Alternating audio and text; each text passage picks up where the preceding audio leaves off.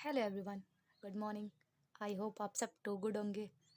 तो आज का जो हमारा टॉपिक है या लेसन है वो कक्षा 12 में अंतःस्रावी ग्रंथियां हैं जिसको हम पढ़ने वाले हैं। तो चलिए जानते हैं अंतःस्रावी ग्रंथियां कहते किसे।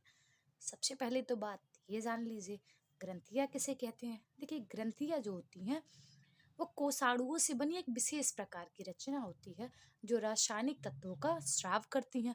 और यह जो रासायनिक तत्व होते हैं वो क्या करते हैं, हमारे शरीर को, हमारे शरीर के परिवर्तन में, शरीर के वृद्धि विकास में, शरीर के पाचन में सहयोग प्रदान करते हैं। इस प्रकार ग्रंथियां किसे कहते हैं।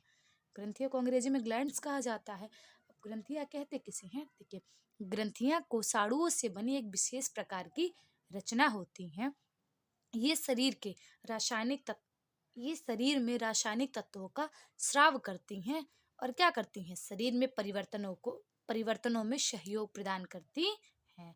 ये दो प्रकार की होती हैं, एक बहिर्स्रावी या नलिका युक्त ग्रंथियां, एक अंतःस्रावी ग्रंथियां। तो सबसे पहले हम जानते हैं बहिर्स्रावी या नलिका युक्त ग्रंथियां किसे कहते हैं। ये ग्रंथियां जो होती हैं ये शरीर के व्यर्थ पदार्थों को, जो नलिका युक्त ग्रंथियां होती हैं वह शरीर के व्यर्थ पदार्थों को शरीर के बाहर निकालती हैं, इसीलिए इन्हें बहिर्स्रावी ग्रंथियां कहा जाता है। अब इसमें ये भी चार प्रकार की होती हैं। सबसे पहला आता है अश्रु ग्रंथियां। तो अश्रु ग्रंथियां जो होती हैं वह आंखों में पाई जाती हैं और जो ये शरीर आंसू को क्या करती हैं, शरीर के बाहर निकालने का कार्य करती हैं।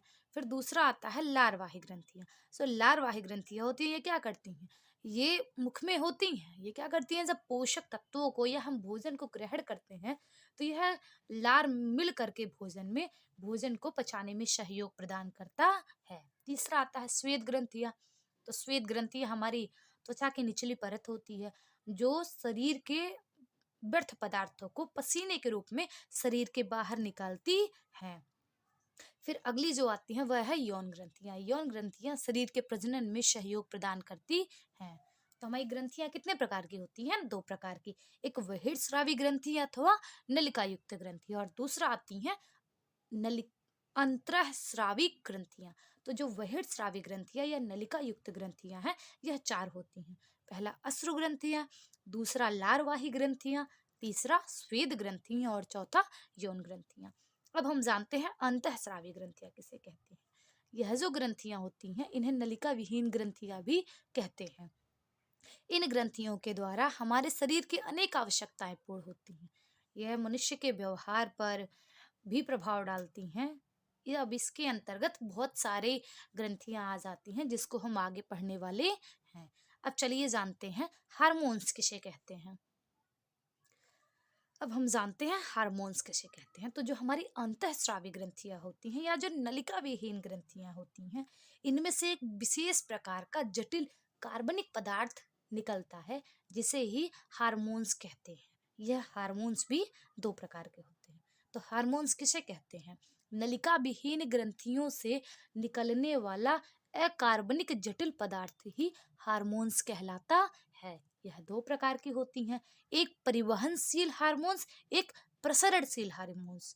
तो परिवहनशील मतलब क्या होता है, तो संपूर्ण शरीर में चक्कर लगाता हो। तो परिवहनशील हार्मोन्स क्या है यह जानते हैं। देखिए परिवहनशील हार्मोन्स इस प्रकार के हार्मोन्स ग्रंथियों से बनकर रक्त में प्रवाह के बाद शरीर के विभिन्न अंगों पर प्रभाव डालते हैं। मतलब क्या है कि जो ये परिवहनशील ग्रंथियां हैं रक्त के साथ, सब रक्त बहता है फिर उसके पीछे पीछे जाती हैं और संपूर्ण शरीर में अपना परिवर्तन करती हैं या संपूर्ण शरीर में अपना प्रभाव छोड़ती हैं।